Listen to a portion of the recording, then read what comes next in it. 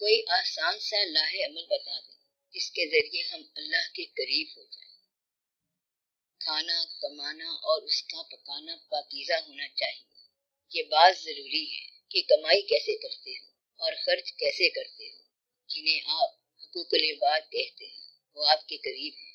5-10 آدمیوں کے اندر ہی کھیل ہوتا ہے کہ ان کے ساتھ آپ کی کیسی ڈیلنگ ہے، سختی کرتے ہو یا نرمی کرتے ہو۔ اور اس کے بعد آپ کی عبادات آتی ہیں کہ اپنے اسی گھر کے اندر کیسی عبادت کرتے ہو اور کہاں تک مانتے ہو۔ اگر آپ اللہ کی عبادت کر رہے ہو تو اللہ کے عمل کو دل سے تسلیم کرو، پھر کوئی دشمن نہیں ہوگا۔ غم میں بھی اللہ کو یاد رکھو، خوشی میں بھی اللہ کو یاد رکھو، تنہائی میں بھی اللہ کو یاد رکھو، محفل میں بھی اللہ کو یاد رکھو۔ یہی دانائی کی بات ہے۔ نہ غم میں تیز ہو جاؤ اور نہ خوشی میں تیز ہو جاؤ۔ اللہ کے حکم کے مطابق چلو، اس کے اذن کے مطابق چلو۔ وہ آنسو دے رہا ہے تو یہ آپ کے لیے نیکی ہے۔ اگر اللہ خوشی دے رہا ہے تو آپ کے لیے بھلائی ہے۔ اگر بچہ پیدا ہو رہا ہے تو بہت اچھا ہے، اور اگر نہیں پیدا ہو رہا تو اور بھی اچھا ہے۔ اللہ جو کر رہا ہے وہی اچھا ہے۔ بس آپ یہ فیصلہ کر لیں کہ آپ نے ہر حال میں راضی رہنا ہے۔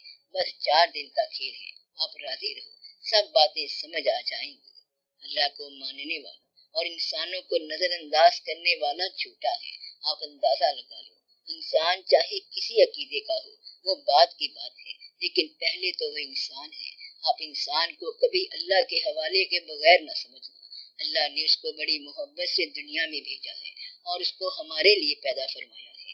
یہ اللہ تعالیٰ کی مہربانی ہے کہ یہ آدمی ہمیں زندگی میں ایک ہی بار نظر آیا، اور یہ اللہ کا راز ہے۔ اور پھر جو ہمارا اس کے ساتھ سلوک ہے، یعنی اس کے ساتھ جو ہم کریں گے وہ بندہ اس کے بعد غائب ہو جائے گا، اور وہ جو ہمارا کیا ہوا عمل ہے آخرت تک ہمارا ساتھ دے گا۔ وہ بندہ تو دوبارہ نہیں ملے گا کہ ہم اس سے اچھا سلوک کر لیں، کیونکہ اس نے ایک ہی بار ملنا ہے۔ اگر ہم نے اس کو غم دے دیا تو اس کے دل میں غم چلا جائے گا، اور پھر ہمارا عمل ہماری آخرت تک ساتھ دے گا۔ پھر ہم لاکھ قربانیاں کریں اور لاکھ خرچے کریں، لیکن اس کے دل کا یہ زخم ہماری آخرت کی رکاوٹ ہے۔ بس یہ چھوٹی چھوٹی باتیں ہیں، ان کو سمجھا کرو۔ اس لیے یہ بات سمجھو کہ ہر محلے میں اللہ والا ہو سکتا ہے، اور ہر محلے میں شیطان کا ساتھی بھی ہو سکتا ہے۔ ہر گھر میں اللہ والا ہو سکتا ہے، اور ہر گھر میں باغی بھی ہو سکتا ہے۔ ہر دل اللہ کا قرب حاصل کر سکتا ہے، اور ہر دل بغاوت کر سکتا ہے۔ اب اس میں تم یہ دیکھو کہ تمہارا دل کیا کرتا ہے۔ ہر دل کے اندر اللہ نے اپنی آمد کی صلاحیت رکھی ہے تاکہ آپ کے دل میں اللہ کی محبت جلوہ گر ہو۔ اگر دل میں اللہ کی محبت نہ آئی تو آپ کے دل کے اندر دنیا کی محبت جلوہ گر ہوگی، کیونکہ دل خالی نہیں رہ سکتا۔ یہ ناممکن ہے کہ دل میں بات نہ آئے۔ اس لیے آپ اپنے دل کو دنیا کی محبت کی بجائے آخرت کی محبت میں لگاؤ۔ اللہ کی بات کو دھیان سے سنو، انسانوں کے ساتھ حسن سلوک کرو، پیسے گننا بند کرو، سختیاں کرنی ختم کرو، لوگوں کے دلوں میں خوف پیدا کرنا ختم کرو، اونچی آواز سے ڈرانے کی کوشش نہ کرو، چھوٹے بچوں کے ساتھ بڑا ہی اچھا سلوک کرو۔ یہ چھوٹے بچے بڑے ہوتے ہیں اور بڑے راز ہوتے ہیں، اور جو بے بس ہیں ان کے ساتھ بہت ہی اچھا سلوک کرو، کیونکہ وہ بے بس تیری تحویل میں ہے۔ کتا، بلی اور چھوٹی سے چھوٹی چیز مثلاً جو زمین پر چلنے والی اور رینگنے والی ہو، یہ سب تیری آزمائش ہے۔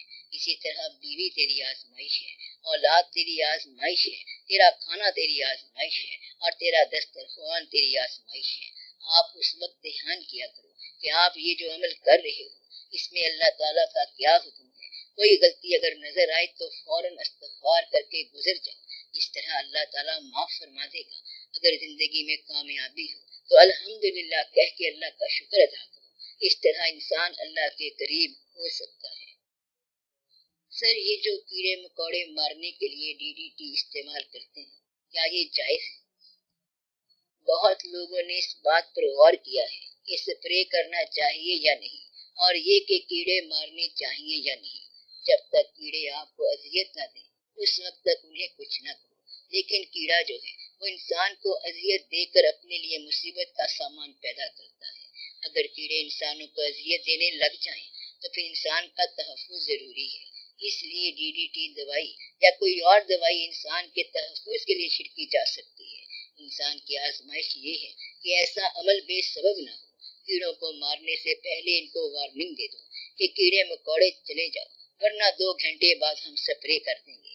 وہ آپ کی بات سن کر چلے جائیں گے، اور وہ اکثر چلے جاتے ہیں۔ درخت بھی انسان کی بات سنتے ہیں۔ جس درخت پر کوئی پھل نہ آئے، اس کے پاس کھڑے ہو کر آپ کہہ دو کہ اگلے سال اگر پھل نہ آیا تو میں نے کاٹ دینا ہے، بس پھر اس پر پھل آ جائے گا۔ تو مطلب یہ ہے کہ یہ سب سماعتیں ہیں اور یہ سنی گئی ہیں اور ان کا اثر دیکھا گیا ہے۔ تو کیڑے مکوڑے سنتے ہیں اور جانور بھی سنتے ہیں۔ مثلاً یہ کہیں کہ ہٹ جاؤ تو کتا ہٹ جاتا ہے اور بلی ہٹ جاتی ہے۔ توبۃ النصوح سے کیا مراد ہے؟ ایسی توبہ جس کے ٹوٹنے کا امکان نہ ہو توبۃ النصوح کہلاتی ہے۔ یہ محاورہ بھی ہے، مثال بھی ہے اور نام بھی ہے۔ توبہ کا مطلب ہے موڑ مڑ جانا۔ توبۃ النصوح ایک ایسا موڑ جانا کہ پھر واپس نہیں آنا اور اس راستے کو بھول جانا۔ توبہ وہ کرو کہ دوبارہ وہ کام سرزد نہ ہو۔ خالص توبہ، مکمل توبہ، یعنی کہ فائنل توبہ۔ توبۃ النصوح والا شخص وہ راستہ ہمیشہ کے لیے چھوڑ جاتا ہے۔ یہ اصل توبہ ہے اور یہ اللہ کے فضل سے ہوتی ہے، اور یہ توبہ پھر بدلتی نہیں۔ ویسے آپ توبہ کا عمل جاری رکھو۔ اگر گناہ سے شرمندگی نہیں تو توبہ سے کیا شرمندگی؟ توبہ کا فائدہ یہ ہے کہ اگر موت آ جائے تو حالت گناہ میں نہ آئے بلکہ حالت توبہ میں آئے۔ یہ شرط ہے، اس لیے توبہ جاری رکھنی چاہیے۔ باقی اللہ تعالیٰ سے دعا مانگنی چاہیے کہ ہمیں وہ ایسی توبہ نصیب کرے کہ جس میں ہمیں واپس جانے کی ندامت نہ ہو، اور یہ توبہ اللہ کی مہربانی سے نصیب ہوتی ہے۔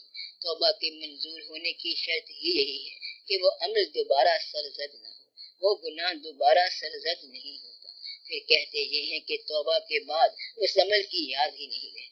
توبہ کا مطلب یہ ہے کہ برے عمل کی یاد نہیں رہتی، نہ اس کی تکرار ہوتی ہے اور نہ ریپیٹ ہوتا ہے، اور نہ ہی وہ سرزد ہوتا ہے۔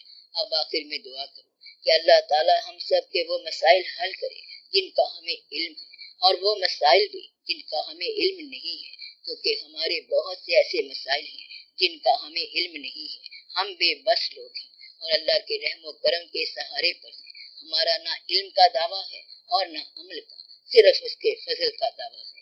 یا اللہ تو مہربانی فرما، ہم پر رحم کر، ہم پر کرم کر، آمین یا رب العالمین۔